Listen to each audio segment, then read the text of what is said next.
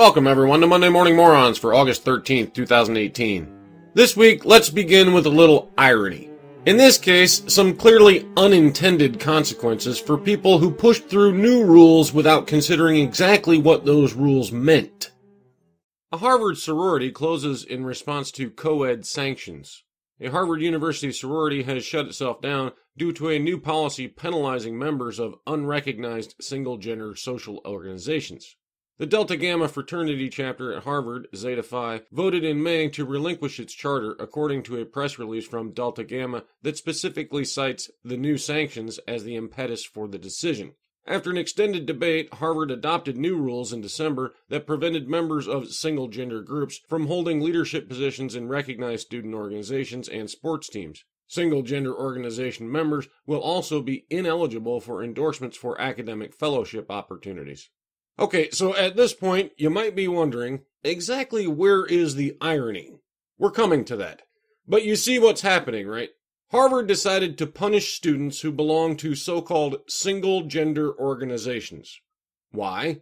Well, as Mr. Khurana, I guess I'm saying that right, stated in 2016 when they made this policy, the discriminatory membership policies of these organizations have led to the perpetuation of spaces that are rife with power imbalances, Rakesh Khurana, college dean, wrote in support of the policy in 2016, according to the Harvard Crimson.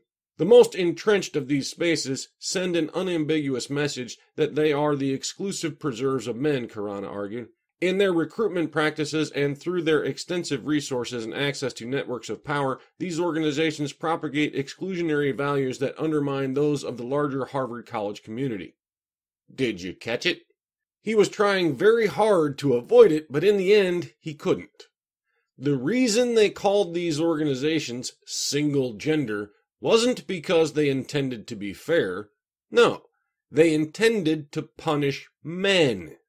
Notice, exclusive preserves of men. Now, I'm 100% positive that this was a case of Mr. Khurana accidentally stating the true intent. He didn't mean to say that. What they meant to do was bust up male-only groups, force them to accept women. No more fraternities because, as we all know, men are just toxic if there's no woman around to civilize them, right? But we can't come right out and say that without sounding like a bunch of misandric ass clowns, can we? So we use fluffy rhetoric to hide our true intent and call it single-gender organizations. But sororities are single-gender organizations too, aren't they? So no more women-only groups either. Oops. In our attempts to be clever, we unintentionally fucked ourselves, didn't we? That's right, ladies. In their mad rush to disempower men and disrupt anything men like to do without women, the feminist army has unintentionally fucked you too. You know that old axiom? Be careful what you wish for, you just might get it. Moving on. Do you think you or maybe your kids could go to college and just avoid or ignore all this social justice bullshit? Well, guess again. UCLA makes students pay classmates to promote social justice. That's right. You're going to pay to promote this insanity, whether you like it or not. All we really need for this one is the bullet points at the top, but as usual, the article is linked in the description if you want to read the whole thing. UCLA is paying 18 students $13 an hour to combat social injustices and privilege and oppression on campus, shelling out up to $42,000 per year for the program. The Diversity Peer Leaders program is funded through the school's mandatory student services fee, to which each student contributes $1,128 every academic year. Catch that? Mandatory student services fees. You have no choice but to pay those, and that money is now being used to pay these ass clowns to wander around campus and preach oppression Olympics. So in addition to all the other programs, departments, and events that you've already paid for through other fees, taxes, etc., you're now expected to fund jobs for the mentally deficient morons who chose a completely useless major and now can't get a real job because they don't know anything of value.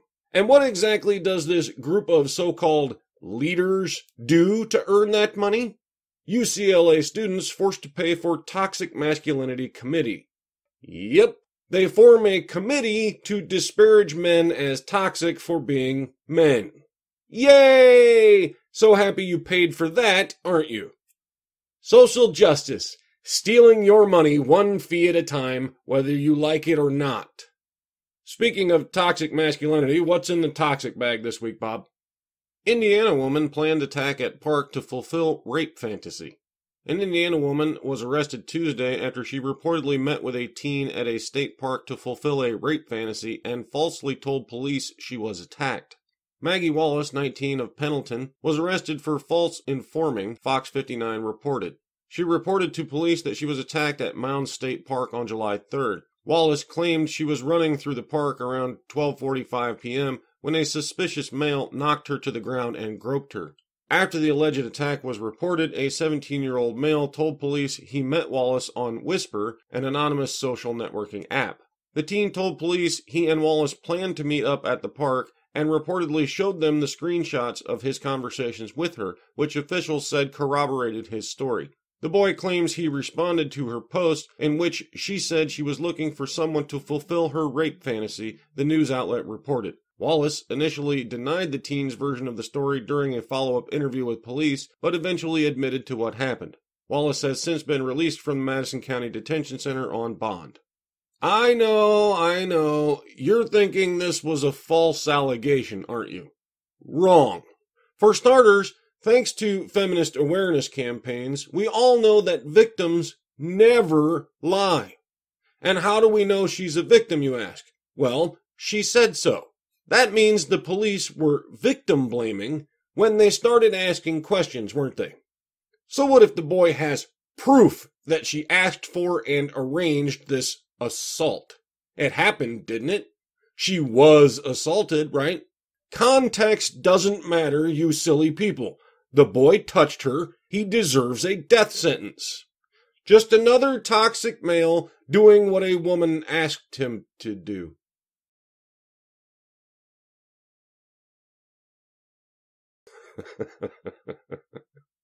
That's it for this week. Repeat after me.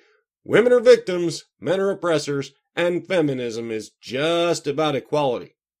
I'll see you all next time.